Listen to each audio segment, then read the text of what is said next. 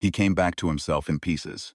First the sound, a low-frequency hum that lived behind his teeth, the kind of noise industrial refrigeration units made when they were working too hard. Then the smell, antiseptic and something under it, something copper-sweet that he did not want to think about. Then the light, white and total, pressing through his eyelids like it had business on the other side of his skull.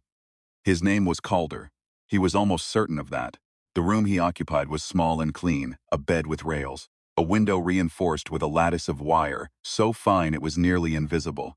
The kind of wire that let you believe in the outside, while ensuring you stayed in.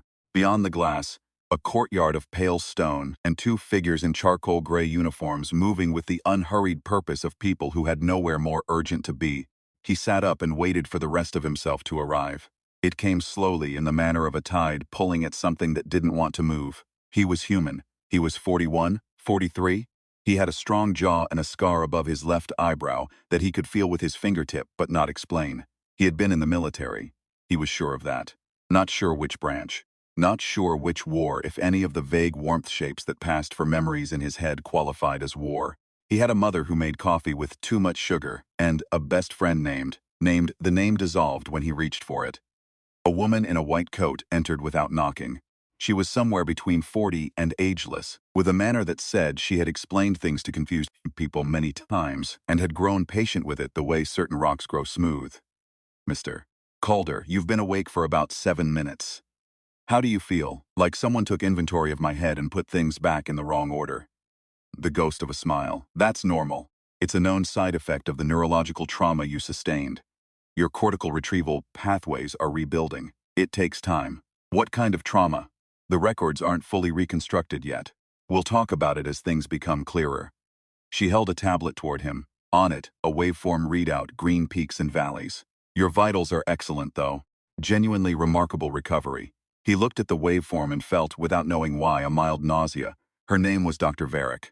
She told him that over the following days, along with other things, in the measured cadence of a person delivering information they have curated carefully, he had been brought to the Meridian Recovery Center following a collapse on a transit platform.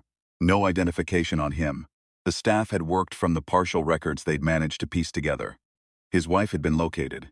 She would visit soon, his wife. He turned the word over. It had a shape but no weight, like a door handle in a dream, there but attached to nothing. She came on the 4th day. Her name was Lysa. She was attractive in the specific way of people who have taken visible effort with their appearance and do not want you to notice the effort. Clothes precise, posture precise, her warmth offered at a calibrated frequency. She held his hand and told him she had been terrified. He watched her face while she said it and thought, "You are telling me the truth." But the truth is not the whole thing. He did not say this out loud. He had nightmares, not the diffuse kind, not the standard murk and pressure of minds processing difficulty. These were specific. A room lit by blue light. A sound like something drilling gently into the base of his skull. Figures who were not quite human standing at the perimeter of his vision. Their silhouettes wrong in ways he couldn't articulate. Too still, too attentive. The quality of their attention like a sense sweep rather than a gaze. In the nightmares he was trying to write something on a white surface, some crucial sequence of words, and his hand kept making the shapes wrong. He woke from these with a taste in his mouth like ozone and the absolute conviction that the room he was in was a room inside another room. On the 9th day he found the seam. It was in the corner of the bathroom mirror, a hair-thin line running from the frame's edge to a point about 4 so in. Not a crack, a join. The kind of join that existed in prefabricated architectural elements, in surfaces that had been installed rather than built. He pressed his thumb against it and felt a difference in temperature between one side and the other that should not have been there. He did not react. He straightened up, looked at his own face in the mirror for a long, careful moment, and went back to bed. That night, he lay in the dark and began to think seriously. He thought about Varick's tablet and the waveform he'd felt sick looking at.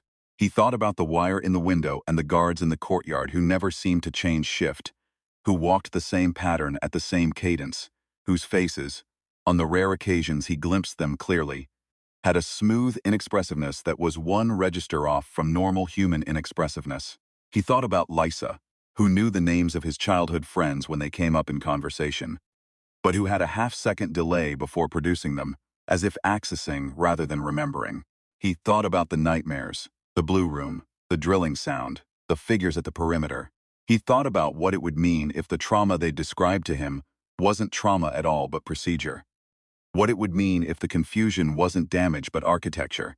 If someone had built a life inside his head and installed him in a set built to match it, so that when he woke confused, everything he reached for to orient himself, the wife, the room, the doctor with her patient explanations, was load-bearing fiction. He had been in the military. He knew what a preparation looked like. The specific texture of being made ready for something without being told what. His body knew it too, in the deep involuntary way that training lived below thought. His hands, when he wasn't attending to them, moved to positions of readiness. His eyes tracked exits. He had spent 9 days cataloging the rhythms of this place while believing, or performing the belief, that he was simply recovering. He thought, I have been made into something. I don't know what, but I am not going to be it. He went looking for the other patient on the 12th day. He'd heard her twice through the wall. Not voice, just presence. The particular quality of stillness that a listening person makes in a room. She was in the room to his left, which was listed on the board at the nursing station as unoccupied. He knew she was there the way you know a fact that doesn't fit the story you've been given, quietly, with increasing insistence. He knocked on the connecting bathroom wall during the window when Varric made her rounds on the other side of the ward. 3 quiet knocks, a long pause, then 3 back. Her name was Suna. She had been there 16 days. She had the same gaps, the same nightmares, the same texture of careful patient explanation from the same careful patient doctor. She had also found a seam in the baseboard of her room, running behind the ventilation cover. She had pressed her ear to it and heard, beneath the institutional hum, something that was not machinery. A frequency, low and patterned, cycling on a rhythm of roughly 90 seconds. It's a carrier signal, Calder said, through the wall, his voice at the level of breath. I know what those sound like. It's pushing something. Data or instruction. Into who? He didn't answer immediately. I think, he said, into us. They compared notes in pieces over 3 days, reconstructed through the wall in fragments during the gaps between observation. What emerged was this. They had both been found in the same transit station. They had both been processed by the same intake record. They had both been given the same timeline, 2 weeks of recovery, followed by a scheduled discharge into the care of family, and the discharge was in 4 days. What happened at discharge was, in the truest sense, the question. Suna had tried something on day 14 that she hadn't told the staff about. When Varric had handed her the tablet for her daily vitals review, Suna had, very briefly, touched a different part of the screen than directed. Not a test. She hadn't known what she was doing exactly. Just a reflex from her own pre-gap past, a past in which she had apparently worked with information systems professionally. Her finger had hit a partition that shouldn't have existed in a standard medical interface. The display had flickered. For 1/2 second, a different screen had been visible underneath. Dense, non-medical, threaded through with a script that was not any human language she recognized. Describe it, Calder said. She described it. He was quiet for a long time. That's not a dialect I know, he said finally. But the structure, the syntax, the spacing. I've seen something like it in interception work. Off-world interception. Suna said nothing. We are not in a recovery center, Calder said. We are in a processing facility. Something took us. Something with the capacity to build a convincing human institution, hire human-adjacent staff, simulate human bureaucratic procedure. And it built all that to hold us while it finished whatever it started in the blue room, she said. The assassination, he was very still. In my nightmares, she said, there's always a man I don't know, a specific face. I can draw it. And I have this knowledge, this absolute knowledge that I am supposed to end his life. It lives in me like a task. I can feel it there. He had it too. He'd been refusing to look at it directly. The knowledge sat in him like a locked room with light coming under the door. They need us functional for the discharge, he said. Which means they need us believing, which means we can use that. They moved on the 3rd day before discharge. The ventilation system was the path. Suna had spent days measuring the cover with her fingers, mapping the fasteners by touch, identifying which could be worked loose by hand and which required something more. What she needed was a tool. What Calder provided passed through a gap in the lower baseboard that he'd widened over 6 nights of patient work, was a flat piece of metal he'd separated from the bed rail hardware with the same patient, invisible labor. It took her 11 minutes. He counted her breaths through the wall while she worked, tracking the guard rotation sound from the corridor, ready to make noise in a way that would draw attention if needed. The cover came free. She went into the duct. He followed 2 minutes later through the corresponding opening in his own room, following the map she'd drawn in the condensation on the wall, and he'd memorized. The facility beneath was not a hospital. What it was, Calder absorbed in sections as they moved. A structure several times larger than the residential ward above, its architecture following a logic that was not human architecture. Curves where humans would have built corners, surfaces that absorbed light rather than reflecting it, a temperature differential that dropped sharply in the lower levels, down to something that would have been uncomfortable for any biology that ran warm. The personnel they passed, moving in the shadows with the freeze-and-wait patience of people who had spent years learning to be invisible in bad places, moved wrong. Not cartoonishly wrong, just wrong enough, in the microsecond hesitations before response. The two smooth redirections of gaze, the way they stood at rest with a stillness that human bodies simply did not maintain. They found the laboratory by the sound. The drilling frequency, the one from the nightmares. Here it was physical, resonant, a pressure you felt in the soft tissue behind your eyes. The room was blue-lit and full of equipment that Calder could not name in its specifics but could read in its general shape. This was the shape of equipment designed to access and edit, not the body, something the body housed. 3 of the not-quite personnel were present. They did not react to the door opening with human alarm. That half-second of vulnerability before the threat assessment resolves. They had already resolved. They turned with the clean immediacy of things that had been waiting. Calder had been trained for rooms where the advantage was already gone. He moved before the assessment had time to complete. Not toward them but sideways, using the equipment as cover, keeping angles bad for any clean action. Suna was already at the primary terminal, because she'd understood before he had that the fight they needed to win wasn't physical. The script she'd glimpsed on Varric's tablet was here on every screen, nesting language, the architecture of the thing that had been installed in both of them. She understood information systems. She had said so through the wall, matter of fact. The way people state professional skills they don't think of as remarkable. One of the not personnel reached her. Calder put himself between them. Not heroically, not with any particular feeling about it. The way you step in front of something, because you are the one in the position to do it. He took a hit that was not quite right in texture. Too precise, too targeted at the specific nerve cluster it struck. And he did not go down because he had been hit before by things that understood exactly what they were doing. And the answer to that was not strength. It was the absolute refusal to assign any significance to the information pain was delivering. Suna worked. He had one clear thought during the 2.5 minutes it took. They built something in us, and they're going to be surprised that we're here, using it. Because that was the thing they hadn't accounted for. They had installed the assassination protocol with precision. They had built the memory architecture, the false life, the prepared trigger. They had engineered inside 2 human minds a perfect sleeper weapon. What they hadn't engineered for was the nightmares. What they hadn't anticipated was that human beings would experience the installed knowledge of a specific killing as a thing that woke them sweating. That the mind, even a mind that had been carefully edited, would feel a wrongness at its own reprogramming, that the very precision of the installation would announce itself to its host as something alien. They were not confused, they were fighting, Suna said quietly and with great concentration. What she had was the unwinding sequence, the code logic that held the installation's trigger in place, that tied the assassination protocol to the discharge event, to whatever signal would have been broadcast on the day they were sent to do what they'd been made to do.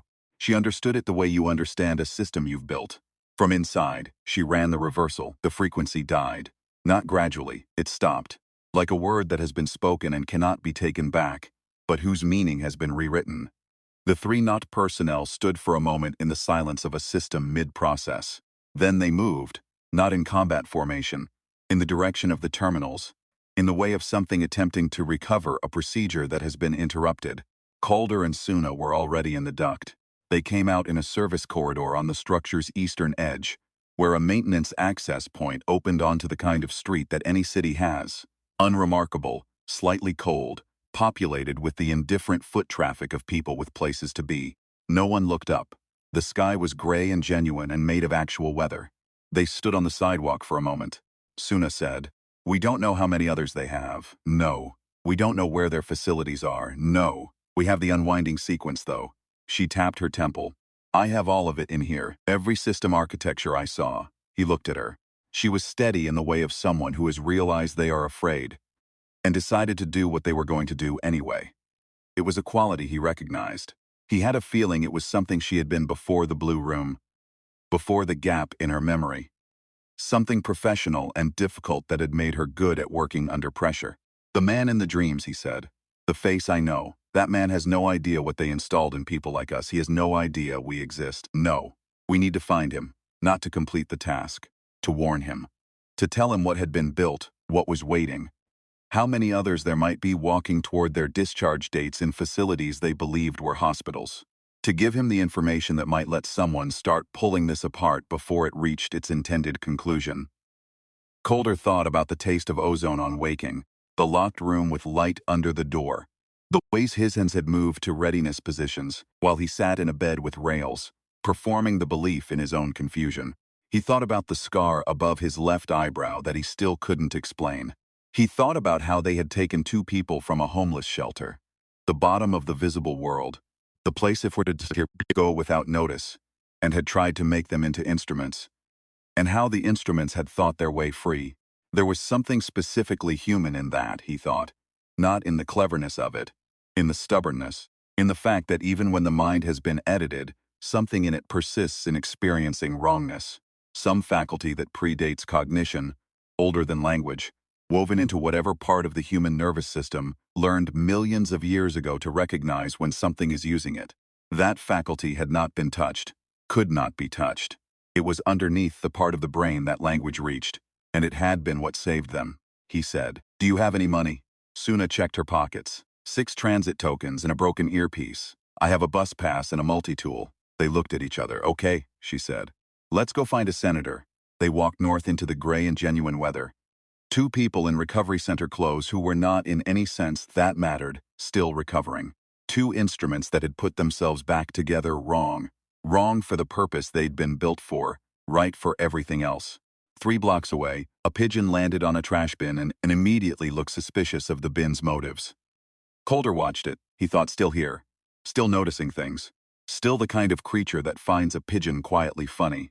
They had tried to make something of him. They had failed. Not through any dramatic confrontation with his captors, not through superior firepower or a speech about humanity. They had failed because they had not known, could not have known, that the specific way a human mind registers wrongness is not a vulnerability to be edited out. It is not separate from the rest of the system. It is the system. Pull it and the whole architecture collapses. The pigeon flew off. He followed Suna around the corner and didn't look back.